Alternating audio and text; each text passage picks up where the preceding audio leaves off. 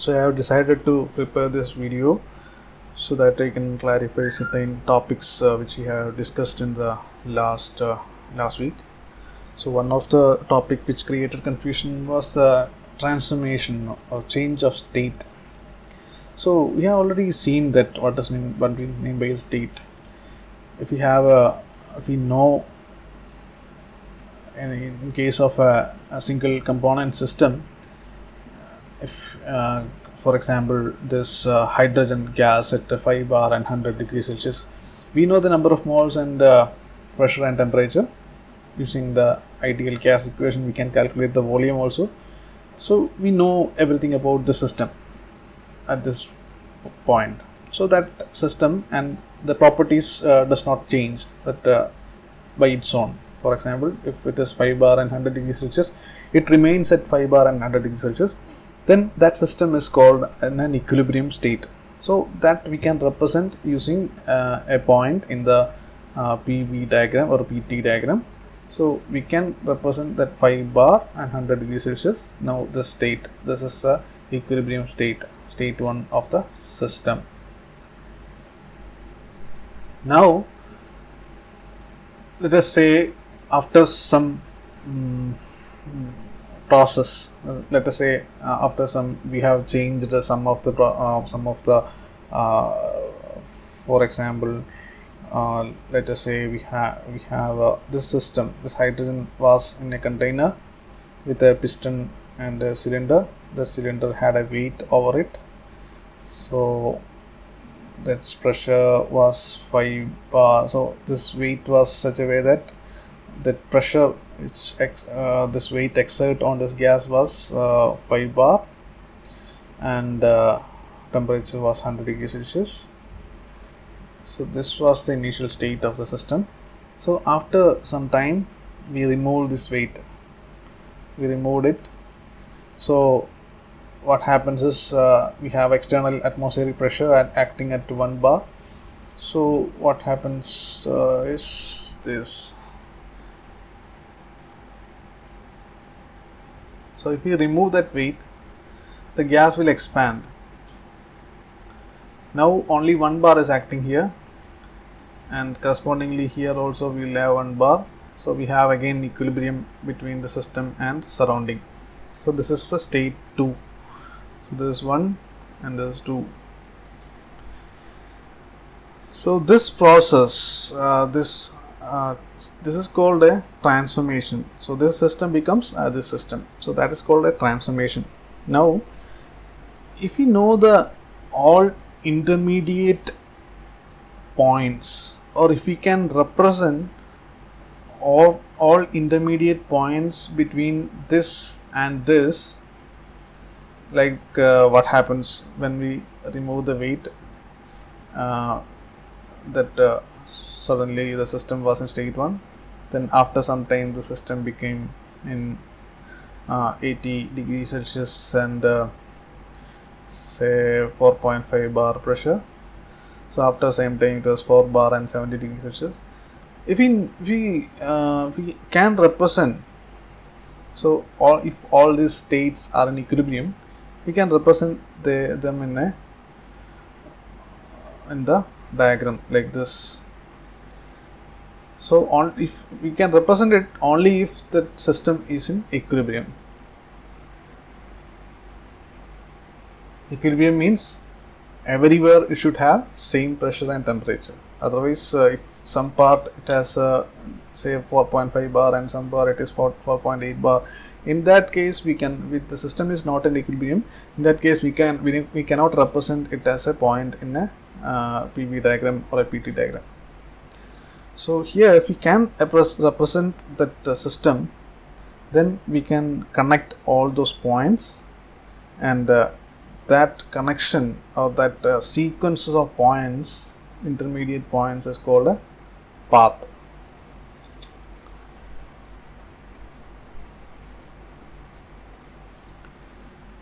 So that is about transformation and path. Transformation is just a change of state. So it can be in any path, sometimes it can be that intermediate state may not be in equilibrium, so we cannot represent that as a line like this or points like this. It is possible, and some cases we can control the process accurately, so that we can represent the intermediate state as equilibrium state.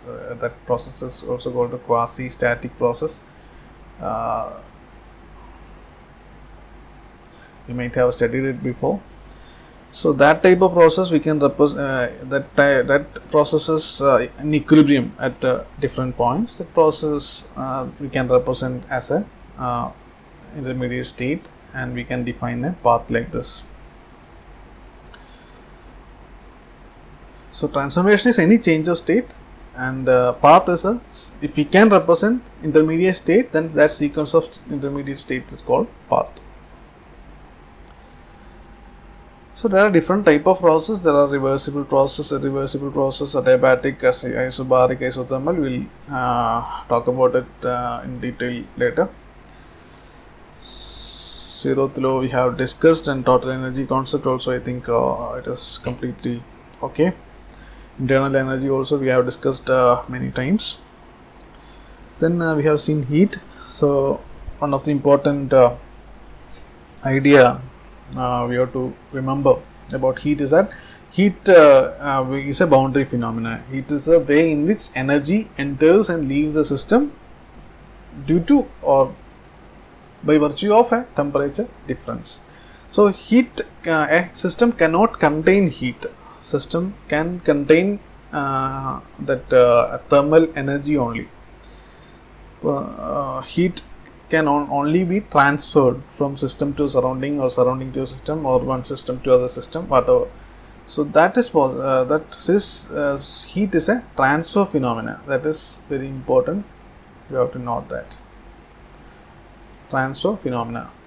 It is not, a system cannot contain heat, or atmosphere surrounding also cannot contain heat. System and surrounding can exchange heat only. Similarly, in the case of work also, work is an interaction between the system and surrounding, but without any temperature difference. Simple concepts.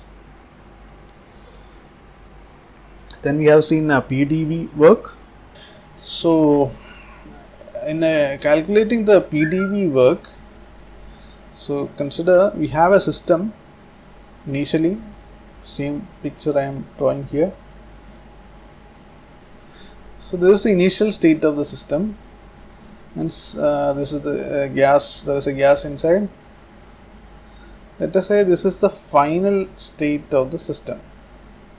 So initially the temperature was P1, pressure was P1 and volume was V1. Finally, after state 2, the temperature was P2 and pressure was P2 and volume was V2.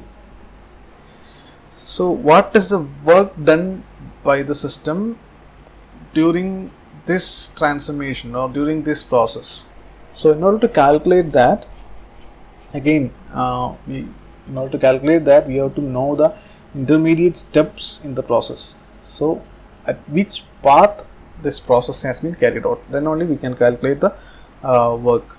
So in order to calculate heat as well as work, heat and work, we have to know the path which is followed by the system, work done on the system, or heat received or rejected by the system. So in this case, the P1 V1 becomes P2 V2, and we know the intermediate state. That's why we know the process path. We know how the pressure changes with when the volume changes. Then we know the path. So if we know that, we have work is equal to work, change in work, or small work done when so in order to calculate this work done, we have to consider a small change in the moment of the piston. So work done will be equal to force exerted on the piston times the distance that piston moves. So let ds be the distance that piston moves in an incremental amount. So dw is f into ds. So when the force F is applied by the gas and the system or the piston moves by a distance ds, then that elemental work done will be dw. Now this force exerted by gas can also be represented as P times A, where P is the pressure inside the system and A is the area of the piston. P A into ds.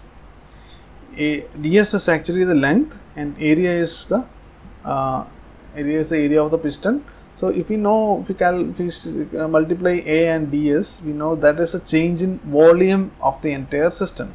So we write P into dV. So that is a work done in a very small moment or very small distance ds moved by the piston. So that is shown here. So this is the dw change in work for a very small volume change of the system, P into dV. At that point the pressure almost remained constant, so we can keep it as a constant. But when we consider the work done during the entire process, that is state 1 to state 2, we'll have multiple elemental work done like this.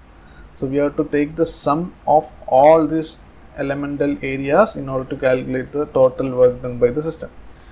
So that incremental sum we call integration. So dw equal to, so work done by the system that we represent as 1W2. So work done from state 1 to state 2, that is equal to integral 1 to 2, or we can say V1 to V2. So initial volume is V1 and final volume is V2. V1 to V2 volume change varuna samayathu we have P times dV. So here pressure will be a function of volume, so that is shown by this curve. So if we know the path followed by the system, with this integral you can calculate the work done by the system from state 1 to state 2. So that is represented by 1W2. Similarly, heat transfers from state 1 to 2 is represented by 1Q2.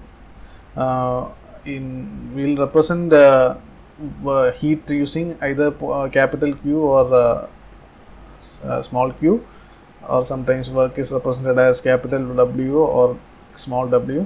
In my following lectures, I will be mainly using these symbols. So small q will be representing heat transfer and small w will be representing work transfer. So in this also I will change it to small w. So W1 2 is the meaning is that work done from when the process 1 to 2. If you have W3 4, then the initial state is 3 and final state is 4. So we will encounter that in the later stages.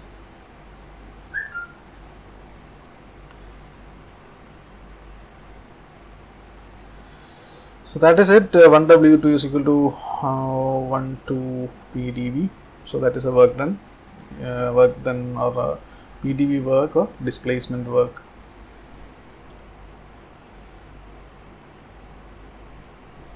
So first law of thermodynamics. So first law of thermodynamics was first proposed because of by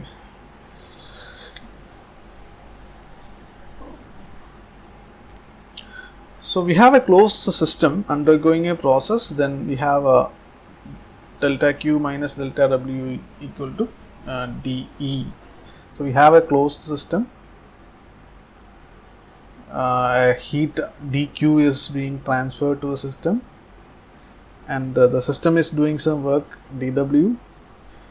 Then we know that the change or the heat transfer to the system minus the work done by the system will be equal to change in total energy of the system. So we consider total energy E.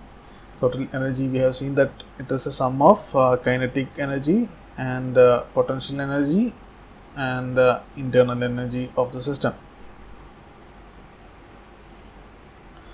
So if we consider stationary system means either the system is at constant or either the system is not moving, that is velocity.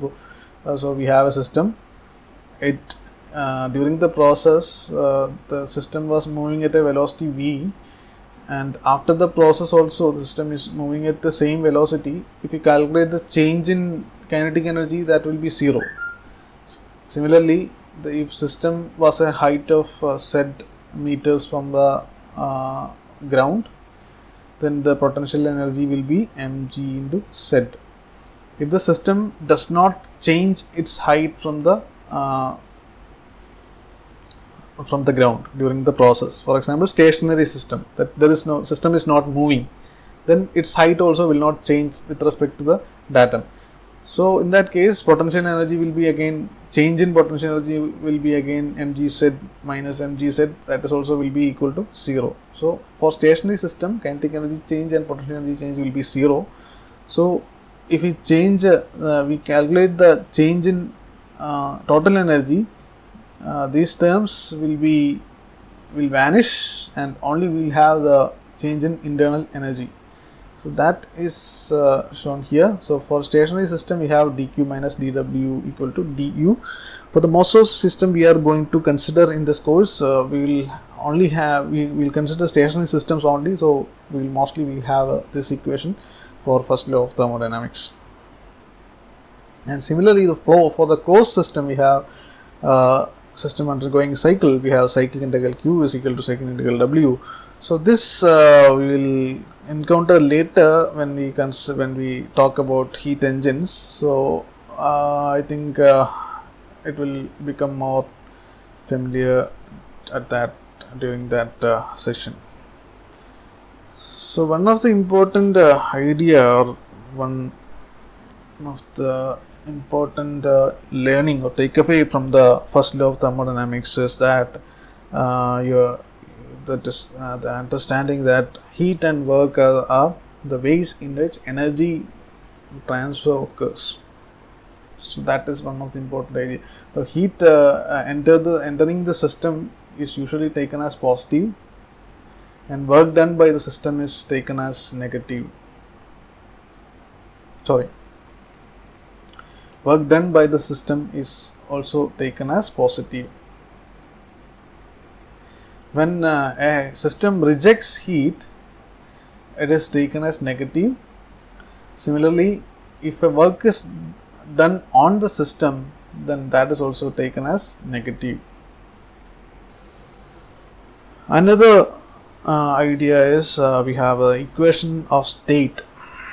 We have we know as I said earlier, we know the pressure, volume, and any of n or m, where n is the number of moles and m is the mass of the system.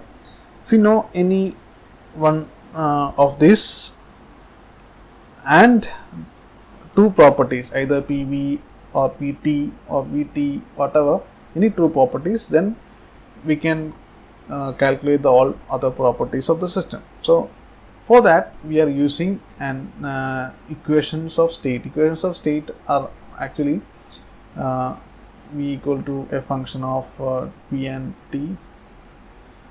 P is a function of V and T, and T is a function of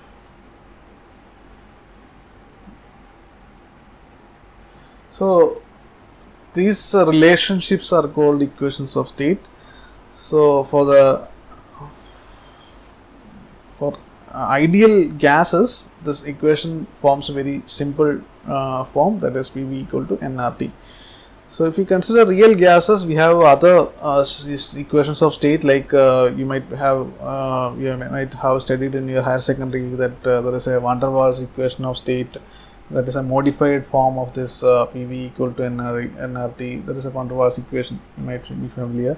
So we are not going to details of that. In the entire course, we will be talking about this ideal gas law only as an equation of state, where R is a universal gas constant 8.314 and R bar is a characteristic gas constant. In some of the books, they will write R. They will use R as same as same letter R for characteristic gas constant. So you should not get confused. One of the important problem when we get, for example, you have to check the unit. If you are calculating R, CP or CV, etc., if you are doing it using this equation, that PV equal to nRT, then you have to use a universal gas constant. But if you are using this equation, at PV equal to mRT, or here our units are, let us say, kilojoule per kilogram Kelvin, etc. So if there is a kilogram, then you have to use this equation.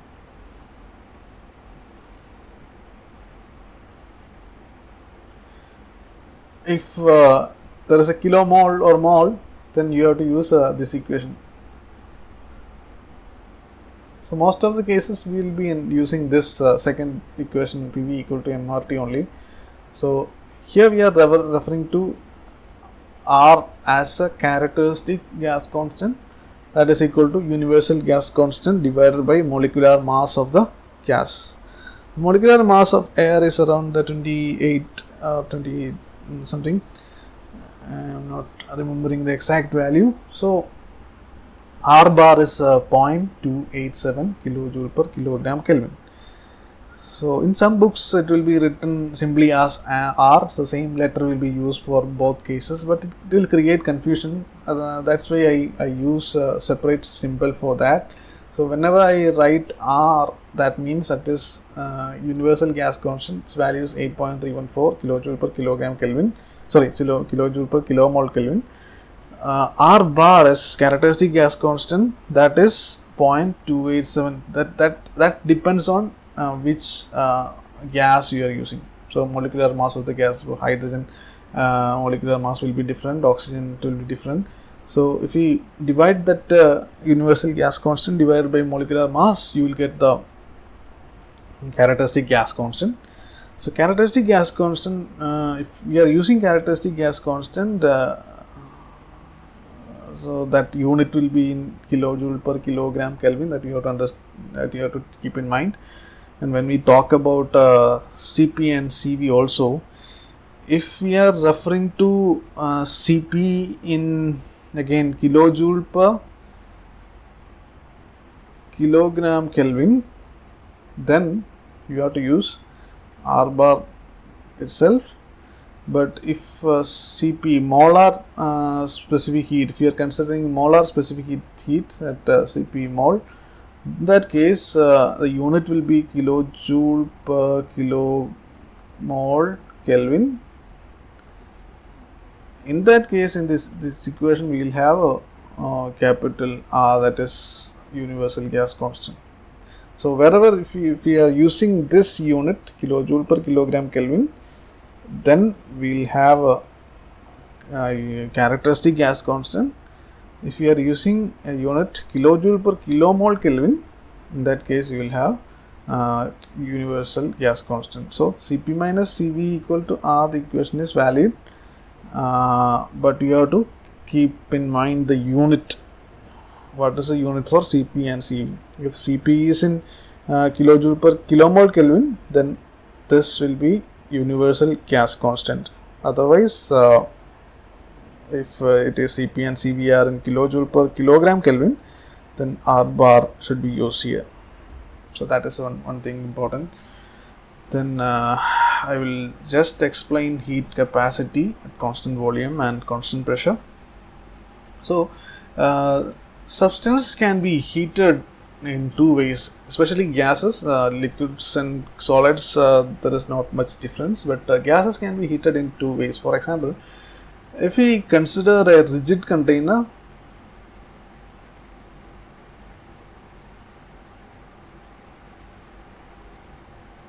and we heat the gas in that rigid container, then that is called heating at constant volume.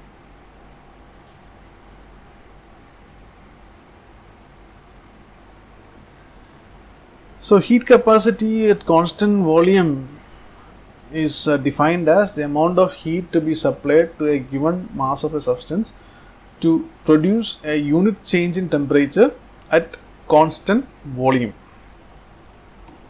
So, or the amount heat capacity at constant volume, the amount of heat to be supplied at constant volume to a given mass of a substance to produce a unit change in temperature. So that can be calculated as Cv is equal to the amount of heat supplied, that is dq. If dq is the amount of heat supplied, and correspondingly if there is a temperature rise, say dt in the system, then the heat capacity of the system will be dq by dt. Another way in which we can heat a substance is at constant pressure. So we will consider again our earlier system. We have a piston cylinder system. So one weight is acting or added on the system. So this weight will apply a constant force on this piston. That force divided by area will be the pressure acting on the system.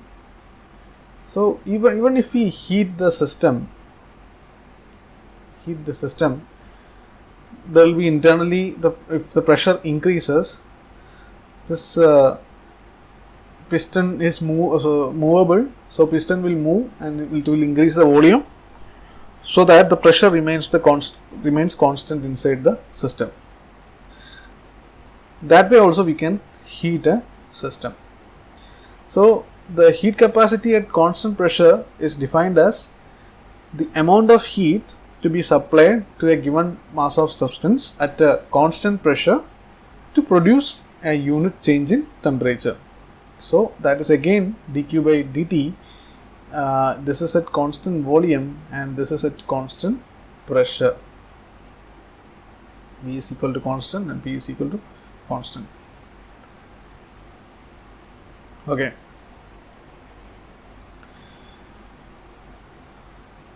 Then specific heat capacity. Specific heat capacity, we have a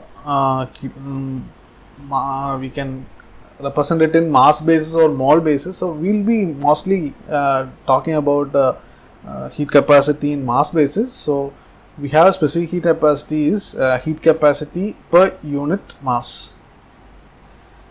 Then specific heat capacity at constant pressure is here says Cp as heat capacity at constant pressure per unit mass. Then for ideal gases alone, ideal gases only, Cp and Cv are constants. So Cp by Cv equal to another constant, that is represented by gamma. It is called the ratio of specific heats, and Cp minus Cv is again the gas constant. So this you have to keep in mind. If Cp and Cv are in kilojoule per kilogram Kelvin, you have to use characteristic gas constant. If Cp and Cv are kilojoule per kilomole Kelvin, we have to use universal gas constant here.